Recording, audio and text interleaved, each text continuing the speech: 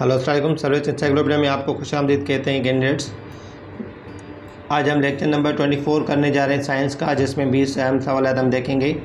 इससे पहले आपको मैंने 23 लेक्चर्स भेज दिए हैं, जिसमें आपको डेली के बेस पर 20 या 25 सवाल दिए जाते हैं। अगर आप भी हमारे पेड ग्रुप्स में ऐड होना चाहते हैं, जहाँ पे डेली के बेस पर PDF नोट दिए जाते हैं, तो आप हमारे दिए गए व्हाट्सएप के नंबर पर रब्ता करके ऐड हो सकते हैं। तो आइए चलते हैं लेक्चर नंबर 24 की तरफ, साइंस। तो ये सारे सवाल तो उर्दू में होते हैं, जो कि टेस्ट उर्दू में आते हैं उनके लिए ये बहुत फ़ायदेमंद होंगे साबित। तो पहला सवाल है आज के लेक्चर का, देखें।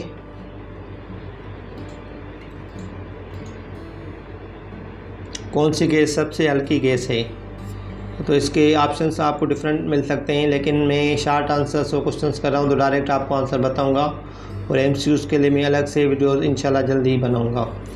तो इसका जो आंसर है वो देखें, हाइड्रोजन होती है सबसे हल्की गैस, और सबसे ज़्यादा आंसर भी हाइड्रोजन ही होता है। क्वेश्चन नंबर 2 की तरफ चलते हैं। धाती या मेटल्स, जो धाते होते हैं मेटल्स आमतौर पर कमरे की दर्जा हरारत पे डैश होते हैं। तो मेटल्स जो होते हैं वो आम टेम्परेचर या रूम टेम्परेचर पे क्या होते हैं, उसकी मतलब शक्ल कौन सी होती है, वो पूछ रहा है सवाल में। तो वो अक्सर ठोस या सख्त होते हैं। ठोस मतलब सॉलिड्स में पाए जाते हैं मेटल्स। क्वेश्चन नंबर 3,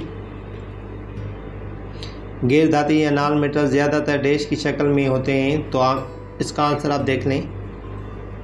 ज़्यादातर गैसेस की फॉर्म में होते हैं, लेकिन बाद ठोस भी होते हैं। मिसाल के तौर पर कोयला होता है या सल्फ़र जो होता है वो नॉन मेटल है, लेकिन उसकी जो शक्ल है वो क्या है, सॉलिड है। सॉलिड या ठोस सेम थिंग। क्वेश्चन नंबर 4, धातु मेटल्स की कुछ खुसूसियात बताएं। तो ये कुछ मतलब प्रॉपर्टीज़, अगर आपको सवाल आ जाता है टेस्ट में, वो प्रॉपर्टीज़ कौन सी है, उन प्रॉपर्टीज़ में से भी कोई MCQ दे सकते हैं टेस्ट में। तो ये सारी आपको प्रॉपर्टीज़ मालूम होनी चाहिए। तो आपको आंसर में देख लें और नोट कर लें आप सारी प्रॉपर्टीज़ जो कि मेटल्स की होती हैं। आमतौर पर कमरे की दर्जा हरारत पर ठोस होती हैं, मतलब सॉलिड्स होती हैं ज़्यादातर रूम टेम्परेचर पर, और ज़्यादातर नुक्ता खोलाव जिसको हम मेल्टिंग पॉइंट कहते हैं, या नुक्ता पिघलाव जिसको हम बॉइलिंग पॉइंट कहते हैं इंग्लिश में, बुलंद होता है। तो मेल्टिंग पॉइंट और बॉइलिंग पॉइंट जो होती है मेटल्स की, वो ज़्यादातर हाई होती है, और हरारत और बिजली के अच्छे मौसल या कंडक्टर्स होते हैं। मौसल कहते हैं कंडक्टर को, मौसल मीन्स उर्दू में कहते हैं, कंडक्टर इंग्लिश में कहते हैं। जो मेटल्स होते हैं वो हीट, हरारत मतलब हीट और बिजली इलेक्ट्रिसिटी को कंडक्ट कर सकते हैं, ठीक है। अक्सर चमकदार खींचे जा सकने और कोट पीट कर चादर में तब्दील होने वाले होते हैं। तो इनको अगर हम खींचेंगे तो चादर या हम वायर्स भी बना सकते हैं मेटल में से, लेकिन जो नॉन मेटल्स होते हैं उनमें ये प्रॉपर्टी नहीं होती, ठीक है। क्वेश्चन नंबर 5 की तरफ चलते हैं। ये सारी प्रॉपर्टीज़ हैं, आप नोट कर लें। किसी भी एक पॉइंट में से आपको सवाल आ सकता है टेस्ट में। क्वेश्चन नंबर 5 है, गैर धातुओं की कुछ खुसूसियात बताएं। इसमें गैर धातुओं की मतलब प्रॉपर्टीज पूछ रहा है, जो नॉन मेटल्स होते हैं, जैसे उसकी प्रॉपर्टीज थी, इनकी भी प्रॉपर्टीज होती हैं, जस्ट अपोजिट होती हैं ज़्यादातर उनकी। तो ये अक्सर जो पाए जाते हैं गैसी हालत में पाए जाते हैं। मेटल्स क्या थे, वो सॉलिड्स में पाए जाते हैं ज़्यादातर, ये गैस हालत में। इनका जो नुक्ता खोलाव जिसको मेल्टिंग पॉइंट और नुक्ता पिघलाव बॉइलिंग पॉइंट कम होता है, मेटल्स का ज़्यादा होता है, और नॉन मेटल्स का क्या होता है, बॉइलिंग पॉइंट और मेल्टिंग पॉइंट अक्सर कम होता है। हरारत और बिजली के ख़राब मौसल होते हैं, मतलब बेड कंडक्टर्स होते हैं। क्या होते हैं, bed conductors of heat and electricity. आमतौर पर बेचमक नरम होते हैं और उन्हें खींच कर तार की शक्ल नहीं दी जा सकती। तो मैंने आपको पिछले सवाल में बताया था कि जो मेटल्स होते हैं वो खींच कर वो हम उसको तार की शक्ल भी दे सकते हैं, और फ्लैट शीट्स भी हम उसमें बना सकते हैं, लेकिन इसमें ये पॉसिबल नहीं होता नॉन मेटल्स में। तो ये 5 सवाल नंबर 5 था। क्वेश्चन नंबर 6 की तरफ चलते हैं। अक्सर धातु कौन सी हालत में पाए जाते हैं, उसी प्रॉपर्टी में एक सवाल दिया गया है। तो देखिए, अक्सर धातु किस में पाए जाते हैं, सॉलिड्स या ठोस हालत में पाए जाते हैं। क्वेश्चन नंबर 7, मरकरी या जिसको हम Hg सिंबल है, उसकी कौन सी हालत में पाया जाता है। मरकरी एक मेटल है जो कि लिक्विड फॉर्म में या माई हालत में पाया जाता है। तो मैंने आपको बताया था कि अक्सर उसका मकसद ये है कि कुछ ऐसे हैं कि जो लिक्विड्स में भी पाए जाते हैं। तो ये मेटल है जो कि लिक्विड फॉर्म में पाया जाता है, और ये सवाल बहुत सारे टेस्ट में रिपीट भी हो चुका है, मरकरी वाला। क्वेश्चन नंबर 8, मुरक्कब कंपाउंड क्या होता है? तो ये इसकी कंप्लीट डेफिनेशन है, आप इसको कंप्लीट अच्छे से पढ़ लें। मुरक्कब दो या दो से ज़्यादा अनासर की कीमियाई मिलाप से बनते हैं। ठीक है, कीमियाई अगर मिलाप हो दो अनासर का या दो एलिमेंट्स का तो उसमें से कंपाउंड बनते हैं। ये मुख्तलिफ़ कीमियाई अमलों के ज़रिए अनासर में तोड़े जा सकते हैं, जबकि अनासर को मज़ीद सादा शक्लों में नहीं तोड़ा जा सकता। तो कंपाउंड्स को हम क्या कर सकते हैं कि उनको फिर जो उसके एलिमेंट्स में कन्वर्ट कर सकते हैं थ्रू केमिकल प्रोसेसेस। और जो कंपाउंड्स के जो मिसालें जैसे पानी हो गया, H2O, आम नमक NaCl, कॉमन साल्ट जिसको हम कहते हैं, कार्बन डाइऑक्साइड CO2, या वाशिंग सोडा या सोडियम बाइकार्बोनेट Na2CO3 कैल्शियम जो है इसका फार्मूला है। ठीक है, ये सारे कंपाउंड्स की मिसालें हैं और इसकी डेफिनेशन ये हो गई। क्वेश्चन नंबर 9 की तरफ चलते हैं। कंपाउंड क्या है? सेम अगेन, लेकिन इसकी जो डेफिनेशन है थोड़ी सी डिफरेंट है, मैंने इसलिए रखी है। जब दो या दो से ज़्यादा एलिमेंट्स एक ख़ास तनासब में कीमियाई तौर पर मिलते हैं तो एक कंपाउंड बनता है।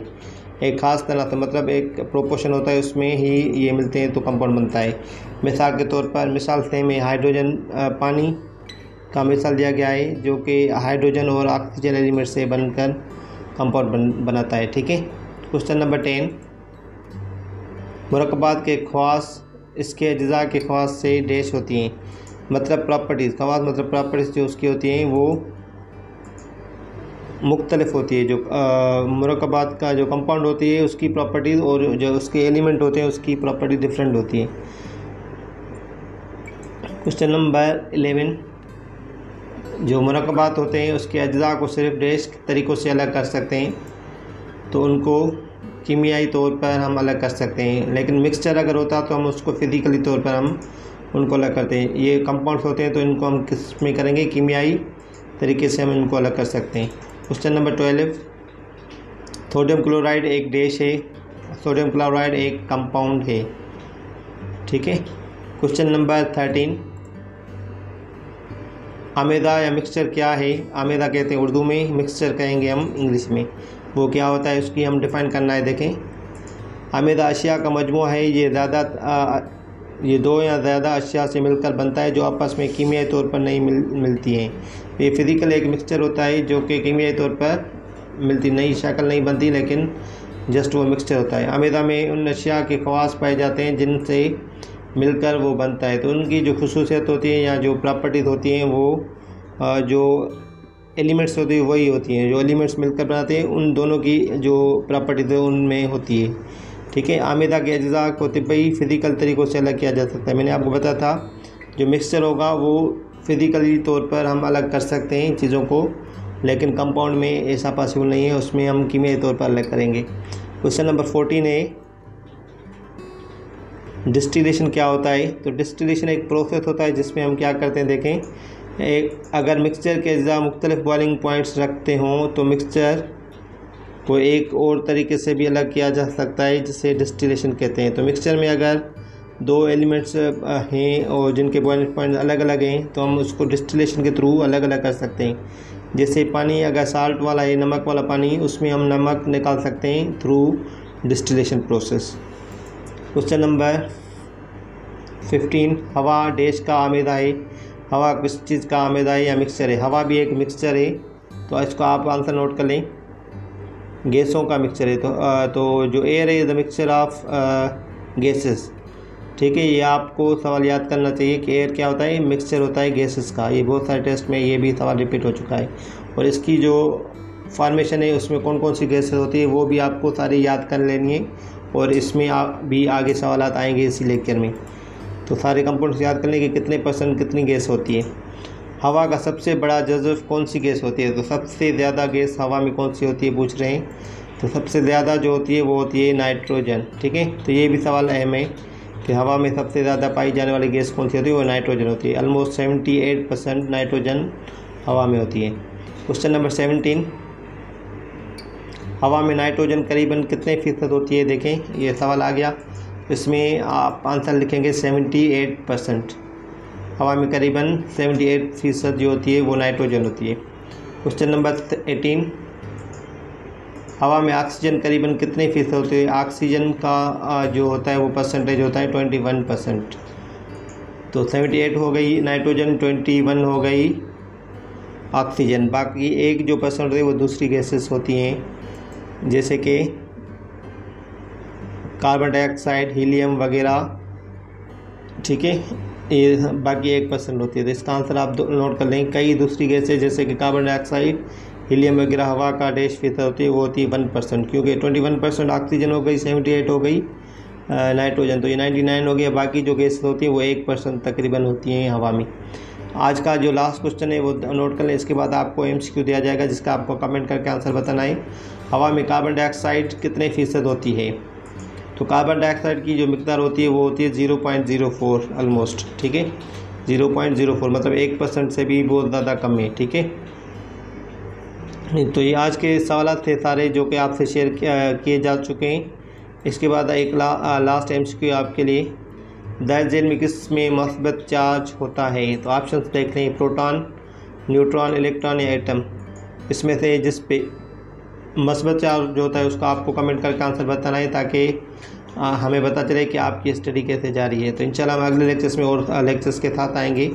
अगर आप पेड कोर्स में ऐड होना चाहते हैं तो हमारे इस नंबर पर, व्हाट्सएप के नंबर पर रब्ता करके ऐड हो सकते हैं, जिसमें आपको डेली के बेस पर PDF नोट्स और मॉक टेस्ट वगैरह भी लिए जाते हैं हमारे ग्रुप्स में। तो आप अपना ख्याल रखिएगा। शुक्रिया, अल्लाह हाफिज़।